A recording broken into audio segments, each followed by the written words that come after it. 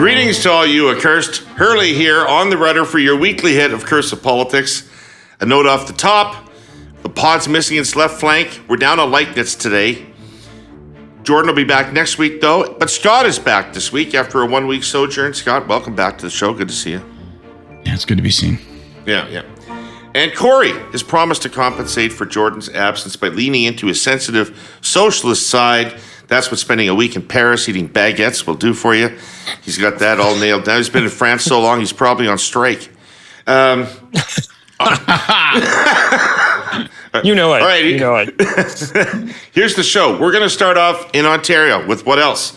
The AG's report on the Greenbelt. What are the implications of this? What are the tactics being employed by each of the parties in the wake of it?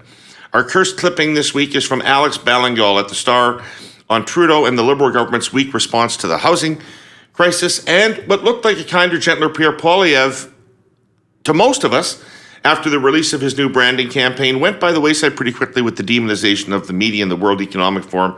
Will that kind of stuff cap his numbers or won't it matter to people as he double tracks messaging? After that, Gordon Pinsent tees up our hey yous. All right, guys. Kory, tell us about Paris. How's it going? France. Where the hell are you? It's great. I'm just outside of Fontainebleau, the summer home and hunting grounds of many a French king, and it's spectacular. Fine wine, runny cheese, all the good stuff. It's a real populist for the people sort of location. You're just going to drop that at, like that Fontainebleau thing, like we're supposed to know what it is? Was I supposed to learn about that in grade 11 or something? Like, well, I don't know what it is. You probably did, but you've forgotten. You know, I think one pope was held here captive for a while. I think it was early seat of power for Louis XIV. You know, the only king that matters. I think probably for most people who are studying French politics, but. Yeah, it's spectacular. I'm actually at Nicole's family's place. She has an aunt and uncle who live here, so I'm sitting on their deck and joining you on a very sunny, beautiful afternoon. It's beautiful. Nicole's family is French royalty. No, they're not. You have like portraits, beheaded portraits up on the wall. If only I were so lucky. No, she has an aunt and uncle who've been here, I don't know, 30 years, maybe more, but via Quebec, via Ontario, via Alberta, many other places. Scott, you must like that holding the Pope hostage thing. You hate Catholics. Yeah, I wouldn't say hate. Hate's a strong word, but, they certainly make me uncomfortable. I don't know. A bunch of the things they say make me feel frustrated. By the way, to heaven. Ever since the Fenian raids, you just really haven't gotten over any of those papists and Irish and everything else, I'm sure, right? You can take the boy out of the Masonic Lodge, but you can't take the Masonic Lodge out of the boy. That's what we say in Prince Edward Hastings.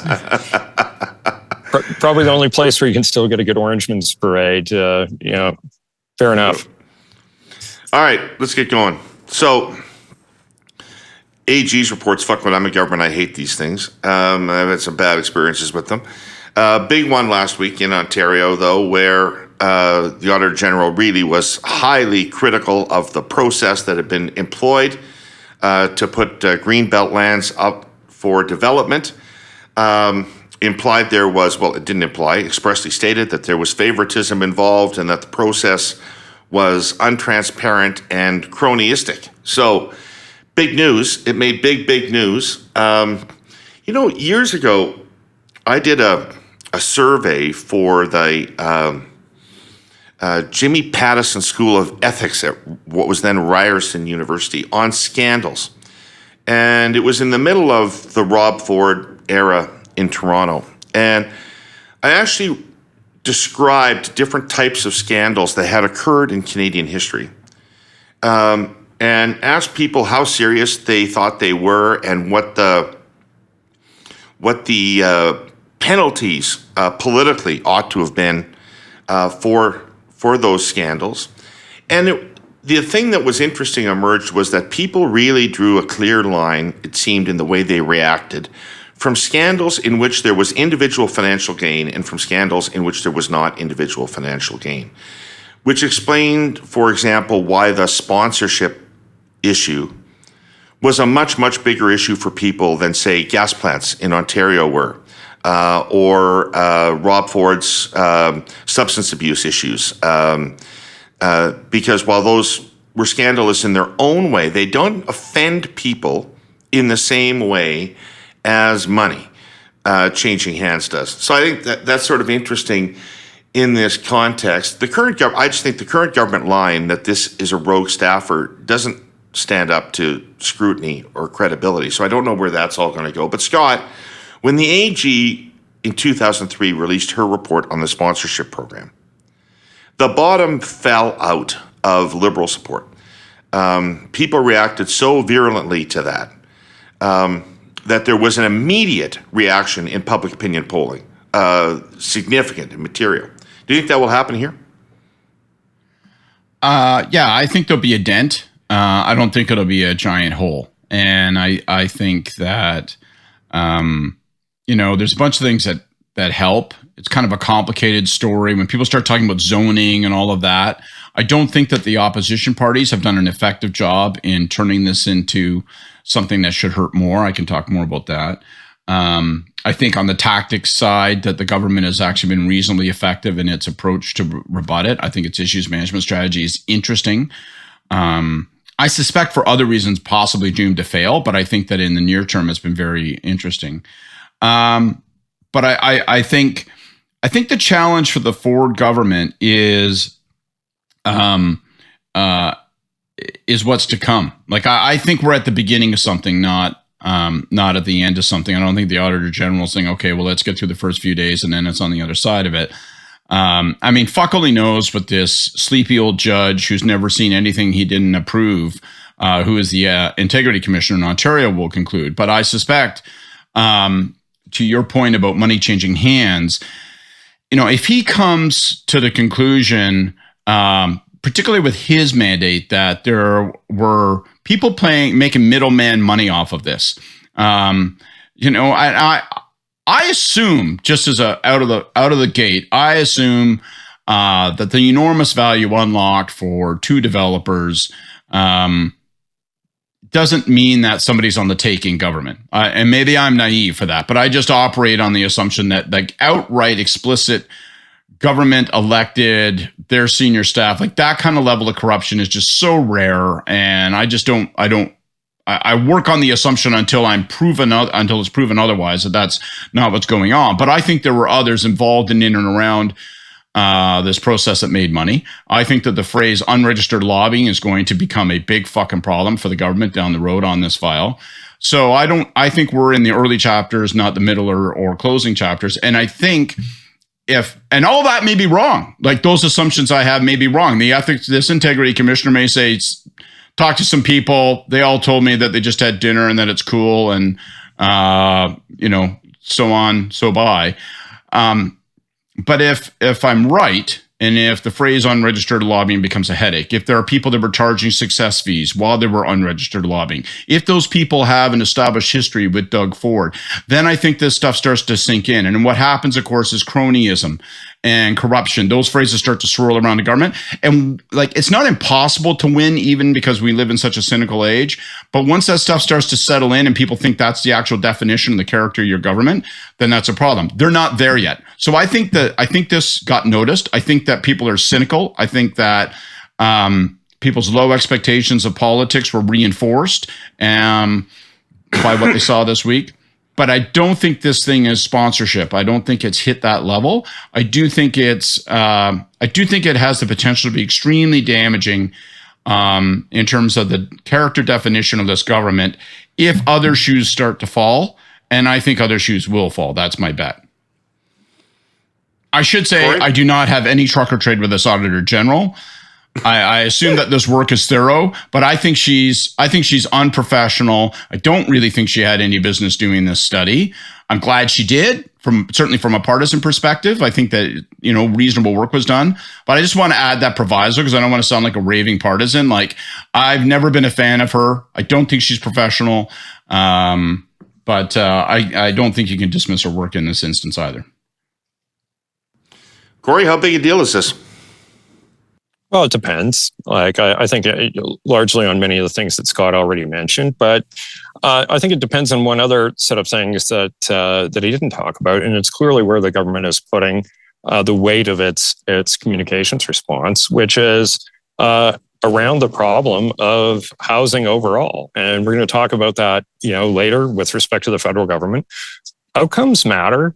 In terms of this issue, the housing issue, I think, is the largest and most politically potent issue on the political landscape today, federally, provincially, municipally. We are in a full-on housing crisis, and it's a crisis that's getting worse with every passing day. We are having record levels of immigration. We are having, combined with that, and in response to that, record skill shortages, particularly in construction trades for building things such as housing.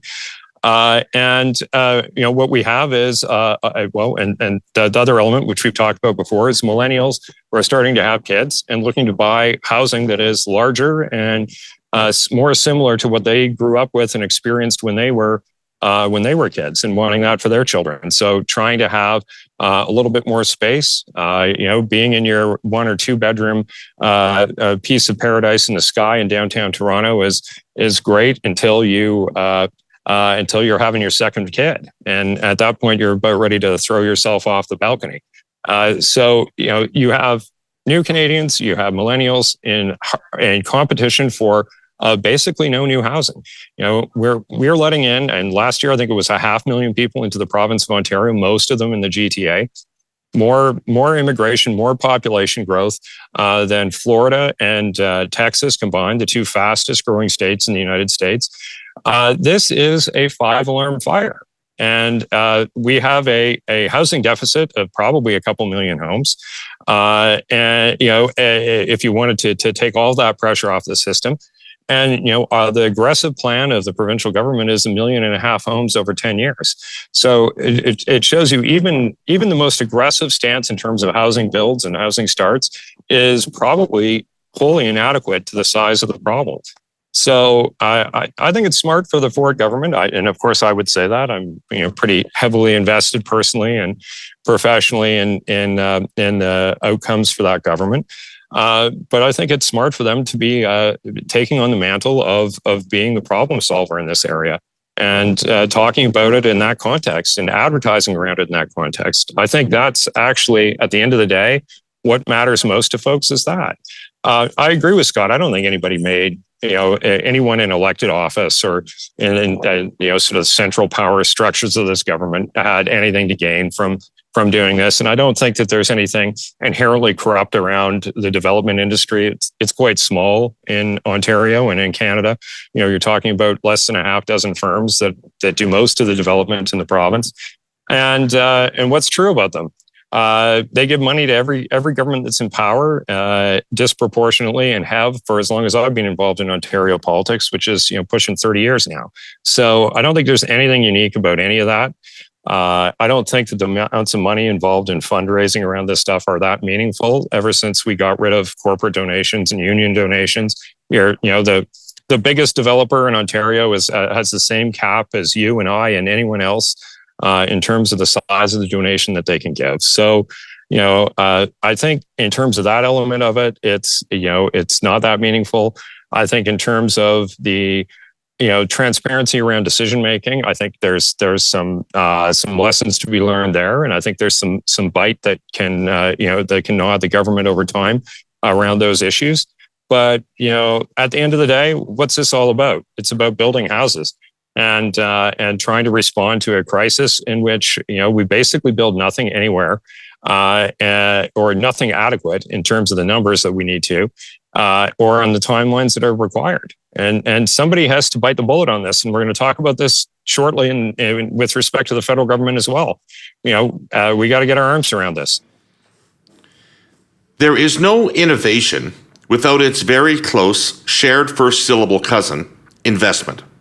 Investment of gray matter, time, money, blood, sweat, tears, and any other resource that's required to make a new thing a reality. And then to do it all over again and innovate afresh. That calculus has always been a driving force behind our presenting sponsor, TELUS. In fact, it drives their social purpose. They have a long history of innovating products, innovating entire business units, innovating social programs, and investing behind them to do good for people. Because, to TELUS, that's good business. Well, here's another one, Hurly-Burlyites. A little earlier this year, TELUS launched Canada's first 5G subscription phone service offered by their flanker brand Public Mobile. Canadians want choice. They want the flexibility to adjust their phone service on their terms without the weight of a long-term contract. TELUS knows that. You know what else Canadians want? The power and speed of 5G. Reliable 5G. Public Mobile gives them all of that in our largest urban centers and in more remote parts of the country because it all rides on the award-winning TELUS network. It's 5G capability that's as simple and straightforward as it gets. Just choose the features and speed that work best for you and pay only for those on a recurring monthly subscription plan. And the whole thing can be stopped or changed at any time with no restrictions, just like any other subscription in your life. Plus, it's all digital first on the new Public Mobile app. Activate your subscription, make changes, get support, and earn rewards without any lineups or waiting on the phone, subjecting your ears and your soul to something that bears only a slight resemblance to music. Learn more about it at publicmobile.ca. So, Scott, that was a masterclass by Kory of the government's communication strategy on this. Yes. Right? Which is to not address the issue at all. They feel no need to address the allegations. They dismiss the allegations, essentially, acknowledge that there may be some small wrongdoing and talk about housing and the need for housing. And is that going to work? Policy trumps process. So concede that there may have been vaguely ill-defined issues surrounding process. I'm not going to get into any of that. Let's let these processes unfold. In fact, we've accepted 14 of 15 of the Auditor General's recommendations. Indeed, we've invited the Integrity Commissioner, who no one's ever seen in daylight, as far as we know. He's a rabbit who's afraid of light to investigate this matter. So obviously, we are willing to acknowledge there may have been issues with process, and we'll suffer the consequences of any challenges there. So diminish it as a processing. But the broader policy issue is that we got to build, folks. We got to build, and that's what it's going to. And this is what it takes to build. So it's an ends justifies the means argument. And so let's get into the communications tactics. Because I'm not going to. I think it stinks like. I think it stinks like the unpasteurized cheese that our friend Kory is getting to enjoy in giant quantities. And I'm very jealous of that. I think this thing is fucking rotten. Rotten. But let's go to the based comms. on what? Based on like a vague partisan interest or a no, I'll tell you what it is. I don't want to get into a policy debate about it, but I believe that they created what was created here was a system in spite of it was detailed in the Auditor General's report, but it's a system where it puts developers at both ends of the tube. And it says, what would you like to have come in? And then you alone have unique opportunity to benefit from this. So you can uniquely contribute to the point where your recommendations will be cut and pasted into the recommendations that will go into the civil service that then generate the process. And then you alone can benefit from the result of that. So you get to design the tube. You get to be at the other end of the tube. But okay, Kory, honest, but that's not exactly accurate or truthful, right? Is. So no, it isn't, because what actually occurred is about 1% of the land involved in the green belt is what we're talking about. So, like an inconsequential. Again, that's not a rebuttal. Land. Now you're back very skillfully deflecting and diminishing. Let me finish. It's just 1%. Let me finish. And if the people who who own the land that is going to be developed here do not develop it within a very aggressive timeline, then it goes back into the greenbelt. You're creating a foot race to actually get shit built, which is exactly what I think every level of government needs to be doing. If you can't get the gold off of the train and into Mexico, then we will take it back. Well, but what is the actual issue that we're having? Is it that the people who want to develop homes don't own land in which you can, or is it that many of them decide it's better not to develop and to just sit on it? And many municipalities, for their own reasons, NIMBYism, all kinds of other things, won't permit. You're creating a foot race to actually have housing built.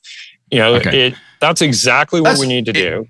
As every level of government. As every level of government. Corey, I don't want to talk. Let's not have an argument. That side of it's. It is. I mean, so here's my perspective. I want to talk about the comms on it, and inevitably we'll drive through some of these issues. So I think the government's response is very interesting, and if you look at it both in terms of strategy and execution. So the strategy, if you look at within 2 hours of the Auditor General's report, the Premier and the Housing Minister have a news conference. So they did. What that tells you is they've made a determination that this issue is unavoidable. That this isn't one of the most important strategic decisions you make when you're trying to manage a crisis is, do we have to starve? Do we try to starve this thing of oxygen and attention? Or is it impossible to starve this thing of oxygen and attention? And therefore, we must be present and have a rebuttal that's persuasive to people. So they've made a decision they have to be present. So the Premier and the Housing Minister are there. They do all the things we've seen Kory do right now. The fundamental issue is really, it's about 1% of the land. That's no big deal. It's actually, this is just process challenges. And by the way, housing, we got to get it built. And if you don't, if you are upset about this, then fundamentally you're on the wrong side of the big important issue, which is at the end of the day, what all that really matters. So you see that message being pounded out. It's reinforced through advertising, which I thought was smart. And my perception is the advertising, the paid media play, was as much to keep conservatives strapped to the deck, to make certain that they saw the message because it will hit their feeds in particular, and to make certain that don't lose nerve because of their neighbors talking and this thing bubbling up, and for fear that it might, take off as a skyrocket of the C word, corruption. So I thought that was smart. And then they had a daily newser afterwards. We're gonna do this. We're gonna announce that we're actually embracing the process question. So we're gonna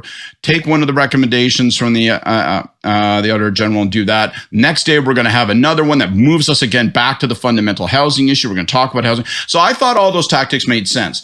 I think that will help them through this initial period of challenge. I thought they made the right judgment strategically that they couldn't avoid talking about it. So can I follow up with this and ask you a question? Yeah.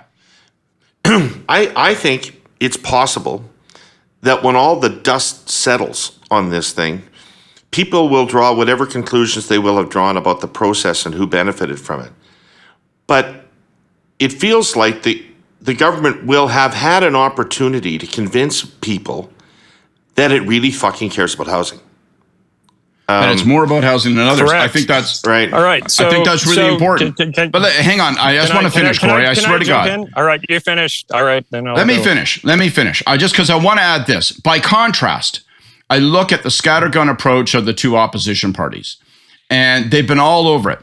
One of the principal tactics of the NDP, as an example, has been to take, if you look at their social media feeds, take excerpts of the Auditor General's report, things that are difficult for people to see, they probably missed, things that are genuinely extraordinarily damning about the process. And certainly anybody who's worked in government looks at it and just goes, that is no good, man. That is rotted fish territory. And they put that out there. I think it's ineffective. To me, I think I go back to your paper that you talked about, David, right? There are two words that the opposition should be saying, should have said on day one, should have said loudly, should have taken out advertising, and should continue to say. And those two words are 8 billion. I would say 8 billion, 8 billion, 8 billion. Government designed a process enabled by the developers so that those same developers could realize $8 billion worth of value. I would pound away. The Auditor General's giving you that figure. It is a fucking golden stocking stuffer, and I would wave it around over and over and over again. One of the greatest pieces of political branding I've seen in the last 30 years was when the Reform Conservatives, when they pounded away and they branded all that stuff on the on the grants and gifts program way back in the day in the 1990s when they $1 billion boondoggle. Boondoggle caught people's imagination. It told people it was about money. It took it from a regular process bullshit politics thing that I don't like and maybe something bad happened into money, into I must be getting fucked. My docs, like something's going on. So I would hammer on this $8 billion and I would let the Conservatives come back and go, hang on. It's not public money. I see that rebuttal. I say that's a losing argument. Get the Conservatives sucked into talking about it's not public money. And then you're off. Can you remind me, though? Can you remind me, was it 2 or 3 times more that the Liberals were elected after $1 billion boondoggle? Hey. I think it was 2. I might be wrong. It might have been 3. It was vital, though. It was vital. Because after that, Chrétien's armor was dented. And then by the time sponsorship came along, the arrows got through. Yeah. Well, I remember an ad that Kory, you lit up when I mentioned the fact that the government may actually be able to judo this into a dominant positioning on housing. Well, Scott is portraying the government's response as being not welcoming this conversation. Whereas I would put to you that the government very much welcomes this conversation, and that what the opposition are going to be unavoidably backed into doing. And I think if the federal government isn't careful, they'll end up in this position too, as being the people lined up next to everyone who says, don't build anything anywhere, don't deal with this crisis, fuck all of that, no to development, no to housing, no to more housing being built. And standing with those folks and parroting their lines and, having them run as candidates for them. And what will be absolutely conclusive at the end of that process is there is only one party and only one government that is actually focused on building more housing and willing to actually take on vested interests in order to do it. And I think that's what these guys are lining up to do. And I think, okay, but if that's the case, the government's Kory, response is that, like, let's have this conversation. Let's welcome the controversy and have the conversation. To appreciate how important Canada's grain crop is to the world, consider this. The black soil belt that stretches across Ukraine and much of Eastern Europe, one of the world's greatest agri-food regions, is a war zone. Russia has not only abandoned its commitment to allow safe passage of Ukrainian grain, it is now attacking grain storage facilities, attempting to destroy precious reserves of food. All of that makes Canadian grain even more crucial to global markets. And the job of shipping it smoothly and competently falls to railways like our sponsor CN. That job is such a national priority that CN is required by law to file an annual grain plan to the federal government, assessing whether it has the capacity to handle expected crop yields. In plain language, the answer this year is yes. CN has more than enough resources to do the job. CN puts a great deal of revenue back into its trains, tracks, and technology, so its fleet of locomotives and hopper cars is newer and faster than ever. And its laser focus on ensuring trains depart and arrive on time has paid off.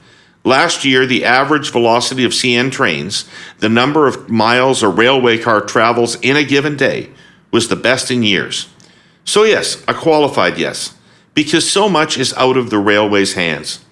There's a new federal regulation in place that obliges railways to deliver cargo to competitors, sometimes several times between origin and destination, at the whim of multinational grain corporations.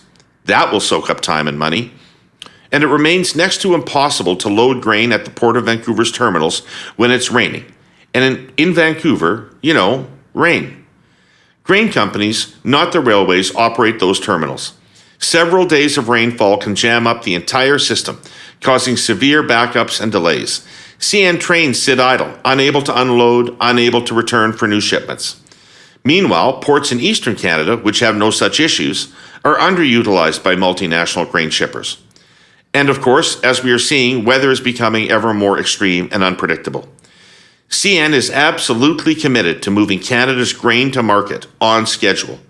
But increasingly, the only way to guarantee that is tight, determined, relentless collaboration and transparency among all the players in the grain supply chain: farmers, grain companies, truckers, railways, ports, and maritime vessels, to name a few. CN respectfully submits requiring that kind of collaboration and transparency is an appropriate role for government. Well, if that's the case, Kory, why isn't the government owning the process? Why is it trying to blame this staffer? Because there's just no chance in the world this guy did this on his own. And in my experience, people don't like it when the politicians try to evade accountability like this. Well, how is the government doing that? The government has welcomed an ethics investigation into this individual. They don't believe that there's anything bad that's going on around him, but they're welcoming an investigation and a process into that. I don't think that's where any of this is going. Where I think this is and continues to be is there are a lot of different interests that are lined up against building new housing, and you see it all the time. You see it in places that you wouldn't expect, like the corner. Are those interests in the government bureaucracy? Because one of the interesting things about this is that the bureaucracy was cut out of this process. Some of them are in the government bureaucracy. Absolutely, they are. And they're in government bureaucracies at many different levels, who are often captive to stakeholders within their own environment. So, when you're in an environment portfolio and you're working in that ministry, often you're held captive to environmental stakeholders. When you're in the energy ministry, you're often held captive by energy industry stakeholders. Like this is not news to you or I or anyone who's ever worked in government. But at the end of the day, it takes agreement often between three different levels of government in order to get anything built in this country, whether it's a new freeway overpass, whether it's any of these things. This is why we have such an infrastructure, including housing, deficit.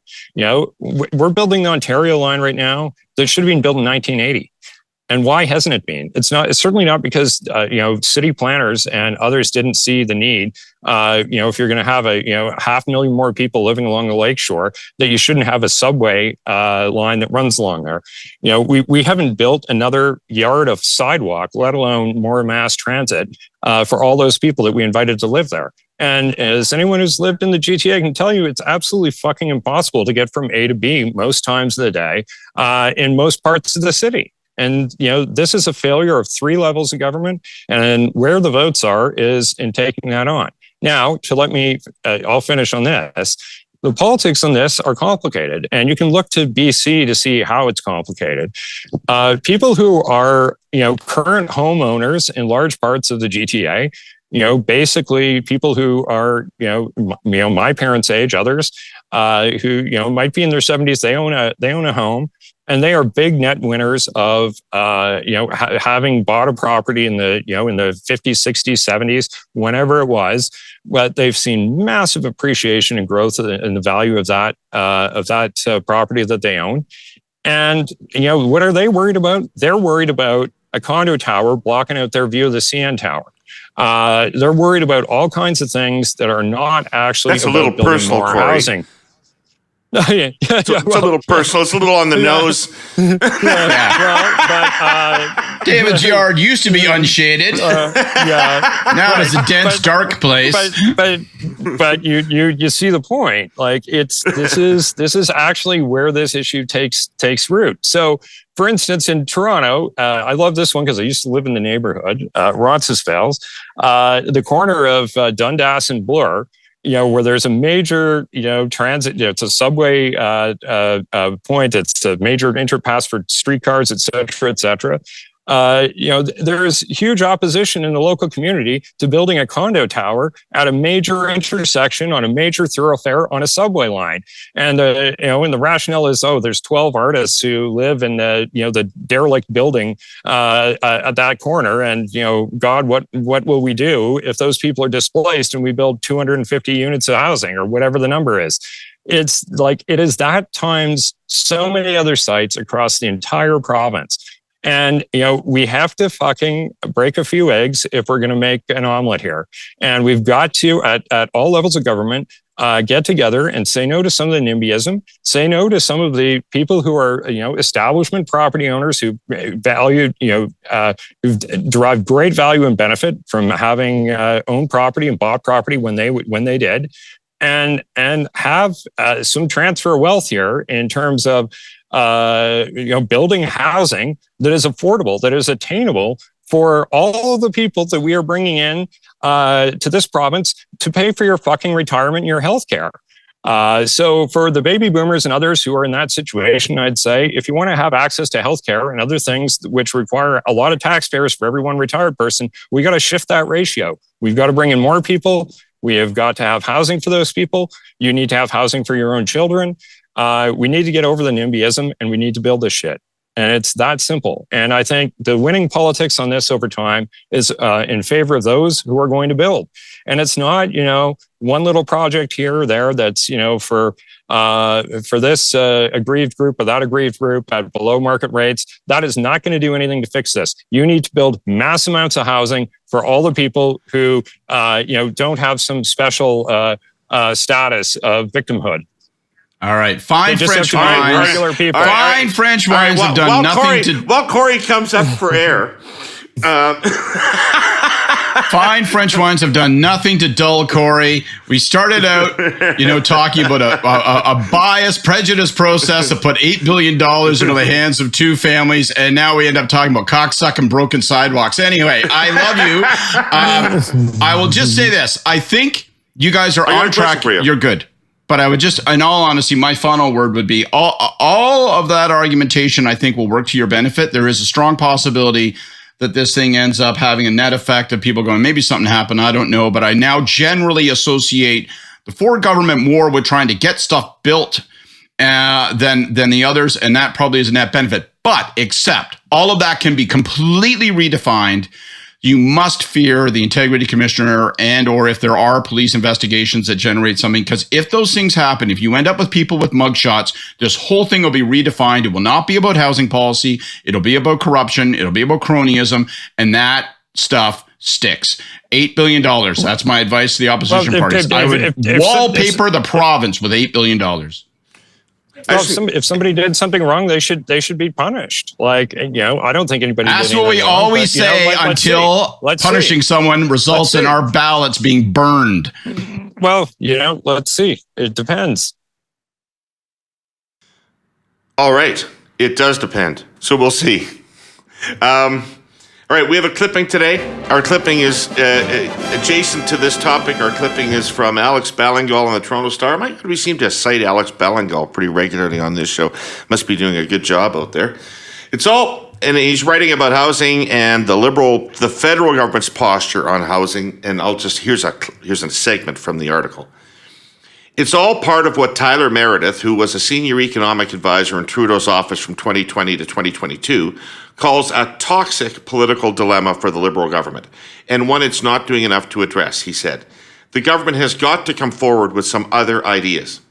Signaling a potential shift, Trudeau named Sean Fraser, a well-liked MP from Nova Scotia, as the new Minister of Housing and Infrastructure in his cabinet overhaul last month.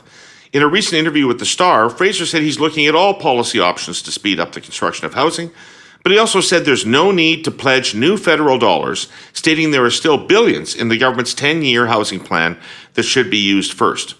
For some, the position raised further questions about whether the Liberals are really serious about tackling Canada's persistent housing challenges. The federal government is the national leader of our country, and we have a national problem, said Jacob Gorenkoff, Director of Policy and Government Relations with the Canadian Housing and Renewal Association.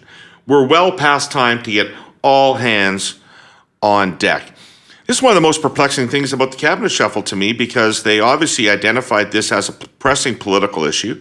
They moved somebody they thought was a very able political minister into this portfolio, and then immediately signaled to Canadians that they should expect no change in the federal government's role in housing.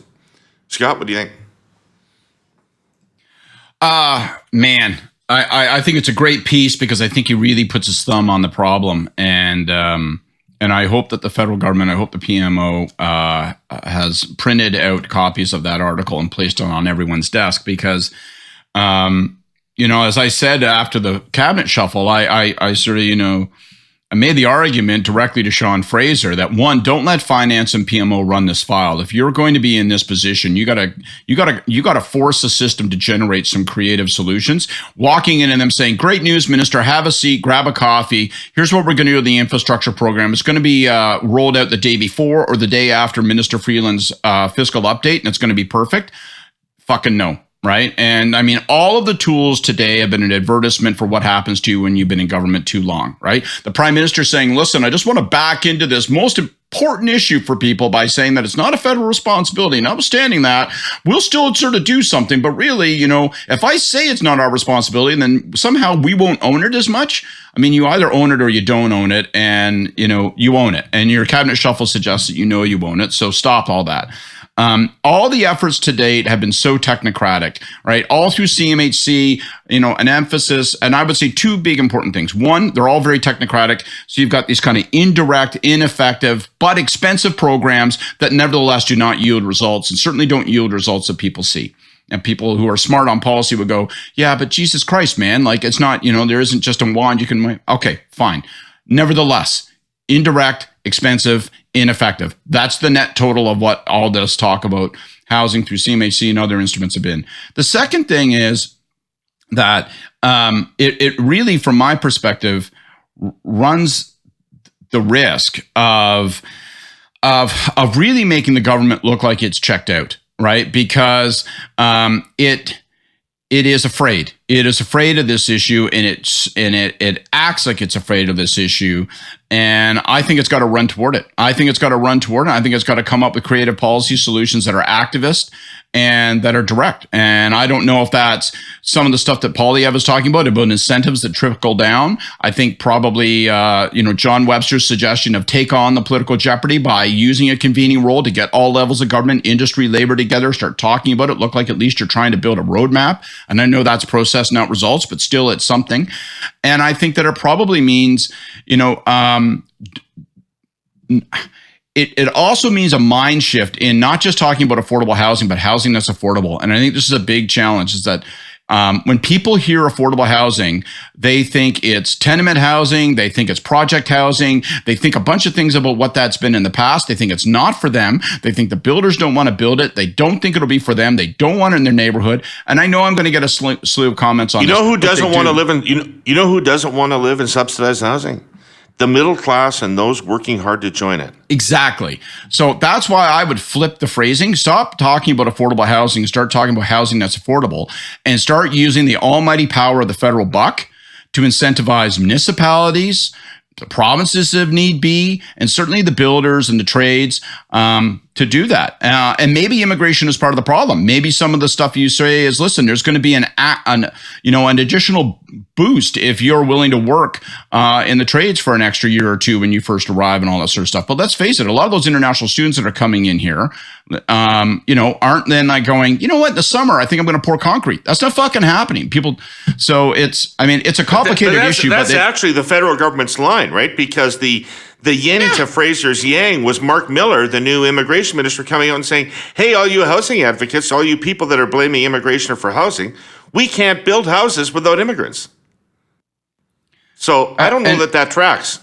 There's only an abstract logic to that, right? So in any event, my fundamental thing is you own this thing and you got to do something with it. And it's got to be, take a page out of your own book. Barge into provincial and municipal territory, use the power of the Treasury, and dole out some incentives. But it's got to be direct stuff. All this indirect, technocratic agency, if you qualify, if you have 55,000 lines of, these forms and all this, like, fuck, that stuff doesn't work, and it's proven to not work. Hey, Kory, the shit positioning of the Trudeau government on this issue actually helps Ford, doesn't it? Yeah, of course it does. But it's also on point. Like, it's exactly what we were just talking about. And you hit the nail on the head, David, when you said, who doesn't think they're going to be living in affordable housing? People in the middle class and who are looking to join it. Like, that is the problem. The core voter group that's going to decide the next election do not think they're ever going to get this kind of housing. And this is exactly what I was talking about in terms of where is their NIMBYism and where does it come from? And, it comes from people who actually already own a place. That's the people who don't want to see anything else fucking built. and they don't want to have themselves inconvenienced or their property value affected in some way, even though their property value has gone up massively. They are adversarial to it. That's where NIMBYism comes from.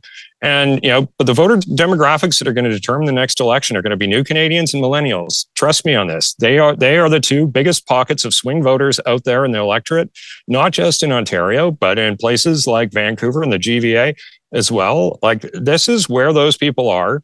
And they're not looking for a subsidized rental housing unit. They're looking to buy a place that will be theirs and to participate in the middle class. And how you participate in the middle class in North America today is through home ownership. It's the biggest way to increase your wealth as an individual, who's working for a paycheck, is to be able to get a mortgage and own a house and have it appreciate up in value, and then use that to fund your retirement eventually. And what do people who are younger, people who are millennials today want? They want to have the same advantage and the same opportunity that their parents had. And, the trick is going to be, dealing with these two different pockets of voters, which, the Liberal Party and the Conservative Party both benefit from at different levels at different times. But older voters who have property, those are people who are, reliable voters and have elected a lot of governments in this country. But where the swing voters are now are not those groups. It's millennials and new Canadians. And what they're looking for is sort of at odds. So, but one of the things that's clear, since we're talking about politics here, is that this is not a problem that is going to be solved in any way that Canadians will notice it being solved in any timely electoral way. Certainly not for the next federal election, not for the next provincial election in Ontario or anything like that. This is a problem that's going to be with us for a long time. Maybe we can start chipping away at it now. So politically, the trick here, presumably, Kory, is to make sure that somebody else is getting blamed for this. The problem's not going to be fixed. Nobody's going to be able to stand up and say, mission accomplished. Affordable housing now exists for those seeking middle-class homes in Ontario. Rather, it's going to be a question of who do people blame at election time for the fact that there isn't. So that's why the feds need to get on their front foot and shift the onus back to somebody else, because the onus appears now to be on them. The onus needs to shift back to somebody else. But what are federal housing programs currently? They're about building subsidized housing. And I don't think that's where the votes are. I think it's about attainable housing. If you want to look for a term that actually resonates, it's attainable housing. It's not affordable. There is no such thing as affordable housing right now in large urban areas in Canada. None of it's fucking affordable. It's attainable. It's not affordable, but it's attainable. At least you can get a mortgage to get it. And right now, I think the Trudeau government's on a double barrel blast of bad news in terms of it being less attainable because of interest rate hikes and pressure testing rules around mortgages that the federal government controls. That means, even though housing costs have come down a little bit, that it's never been further away from most people who are going to try to get a mortgage. And the type of housing that they're talking about building and the programs they're trying to build aren't for the people who are going to elect them. Low-income renters are not a very reliable group of voters for anyone. And if they vote for anyone, it's not for the Liberals or the Conservatives. It's for the NDP. And if Jordan were here, I'm sure she would be making that point. So I'll make it on her behalf. Renters tend to vote NDP.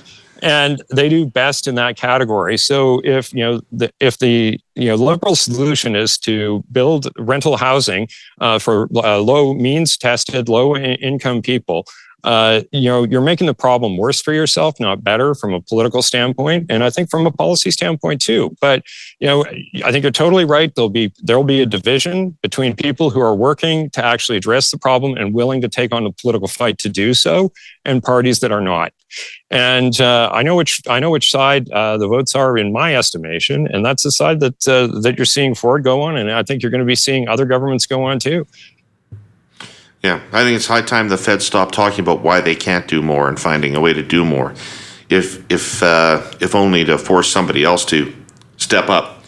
All right, listen. One last thing we wanted to talk about this week, a little bit of noise in the media this week around Poilievre's sort of continuing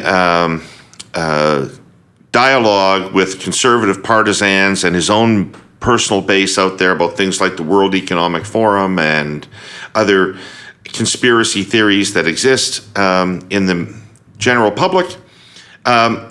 It's interestingly at odds with the ad campaign that came out last week, which was shaved all of his edge off, didn't appear to ally him with that type of politics or that type of thinking, showing him as a very reassuring, comforting figure in the advertising, yet in specific direct mail correspondence, he's still an angry guy railing against various conspiracy theories. I think he can get away with this till the cows come home, you guys. I don't think that anybody really know, other than the people that are crazy about the World Economic Forum. I don't think other people even know what it is, or whether it's important that anybody would go to it or not, or what the stakes would be in that. So I just think that, and there's no real general awareness of how you subterraneously are communicating with people. So I think that it's smart what they're doing. Yeah. No? Me too. I mean, I think it's, part of that milieu in the last 48 hours, this point been made over and over and over again by Polyev, but it's sharpened in the last 48 hours. We see this WEF, issue, and then he follows up sort of bashing the, Canadian press as the arm of the CBC state, all this kind of fucking bullshit. And in many ways, I think that's really kind of the point. Like, it's almost it just reflects a fundamental observation about where media is at. And harkens to some of your hurly-burly, that trio of podcasts you did about the state of media, which is that you wouldn't be able to get away with this 25 years ago because the national conversation was being held nationally across a handful of mechanisms, channels, platforms, and through tubes that connected people together across the country. Now it's not. And so I just think in a world where you and I learned politics and campaign strategy and communication strategy, David, the sweet spot was always when we could get all of our media working in sync. I get my paid media, my own media, and my earned media synchronized with the same message, generating the same impressions. And now I just think, there's no disadvantage to having a differentiated media campaign. You can use your paid media to try to target some audiences and soften your image or advance your image or move from freedom to common sense as a sensibility. And then you can continue to communicate with those captive audiences that are going to give you money, give you your votes, and give you your energy. And the contradiction between the two is only going to be captured by, sadly, dwindling earned media that has fewer and fewer observers. And so, it's a fucking, it's almost a sequel. It's almost in mini, the fourth podcast in your trilogy of podcasts about the state of media. And it's such a fundamental statement about where it's at and the risks and benefits that come along with it. Well, I think we have pretty much perfect alignment here on this one. Yeah, I don't think it matters for a lot of the reasons that Scott said. It is something that almost has a double benefit in that it tweaks the nose of the establishment media, which I think is a narrative that largely helps Polyev. It doesn't hurt him. And it energizes a group of people who will actually go and pound in lawn signs and who will give you money.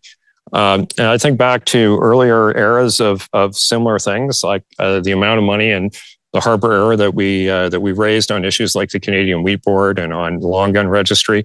These are not mainstream issues that touch many households, yet they were the bread and butter of the direct mail fundraising program for basically 15 years.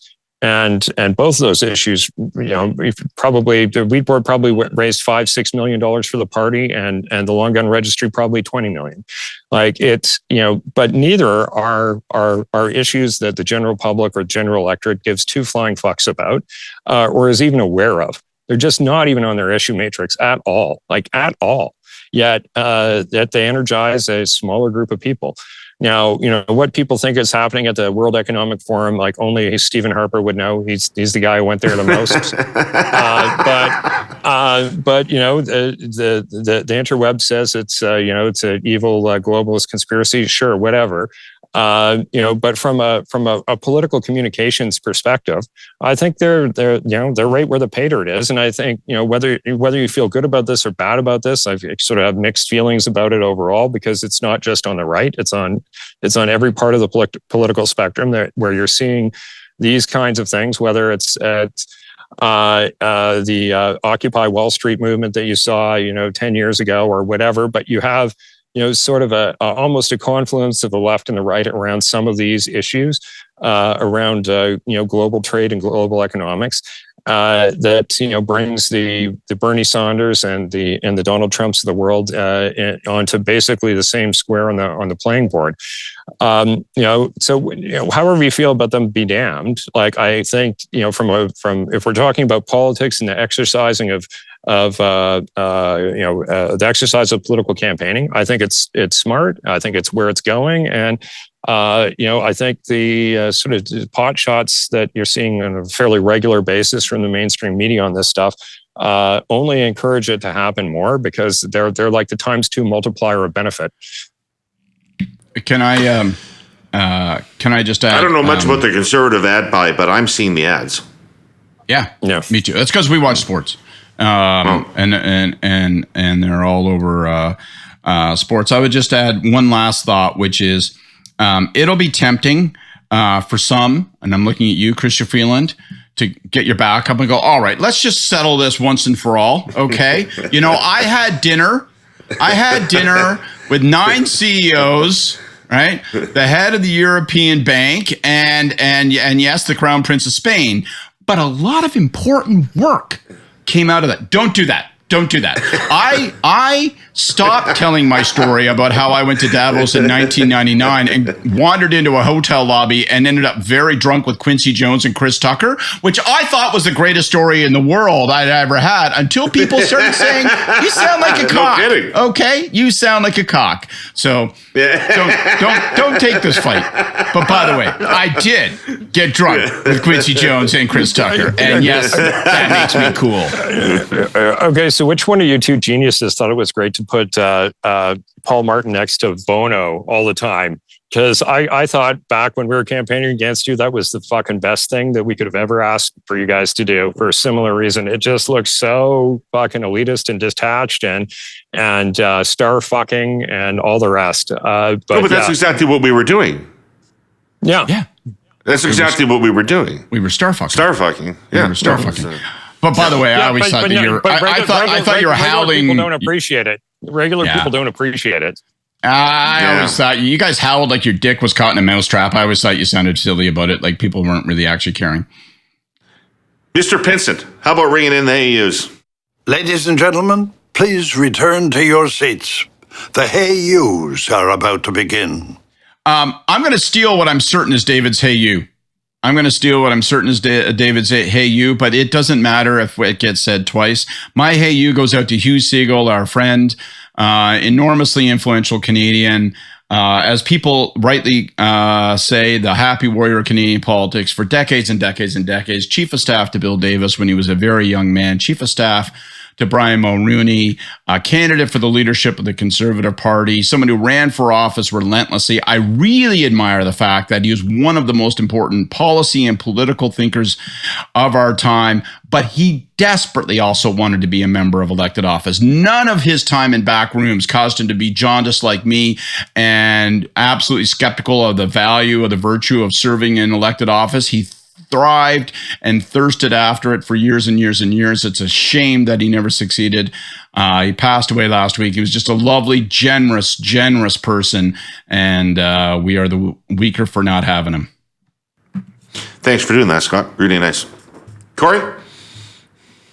Well, as I was joking with you earlier, between Robbie Robertson and Hugh Segal, I'm wondering if, as a former 2-time guest of the Herle Burley, if I should be taking a life insurance right now, given the way your guests are dropping like flies. I don't know. Well, I was going to, building on the theme of housing of our show, do my hey you to Sean Fraser. I think that if he wants to have a political future, it's going to be incumbent on him to actually break probably a bit with the center, with the PMO, and actually chart a course where he's getting shit done. And, what's the old bumper sticker in the South? Jesus is coming, look busy. You better look busy on this file. You better fucking look busy. And, we'll see where he goes with it. But, there's a big opportunity, but there's also an opportunity to demonstrate that you don't have the royal jelly. So my hey you is, hey, Sean Fraser, it's time to step up. Yeah, it is. All right, and I'm my hey you. I'm going to first of all, as Scott predicted, second Scott's comments about Hugh Segal. I greatly admired him as an intellectual, and greatly enjoyed him as a friend. I got the opportunity through mutual friends to end up spending a lot of social time with Hugh, and boy, he was funny and fun and smart and witty always to be around. And he'd always make the point. He had such a great way of making his partisan point in a way that you couldn't be angry about it. You could only smile at the fact that he'd stung you the way he'd stung you. And I do want to note the passing of Robbie Robertson, who an early friend of the pod. It's impossible to gauge how much confidence and momentum having Robbie come on the podcast at that point of our little venture here at Air Quotes meant to all of us. And he was so generous with his time and so open with the conversation, and said some things to me I'll never forget. I'll just never forget him telling me that his mom said to him, be proud of being an Indian, but be careful who you tell. I just think that's such an amazing way to go through life, thinking about that way. Anyway, Hugh and Robbie, both for different reasons, greatly enriched my life and the lives of many, many other people. Thank you for gracing the hurly-burly, and in Hugh's case, thanks for being my friend. All right, everybody, that's the show for today. We'll be back next week, hopefully with a full complement, and certainly into September. These people are going to be taking their responsibilities much more seriously, and the four of us will be here regularly.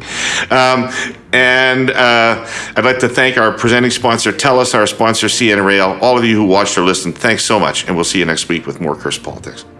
Till then, take care of yourselves.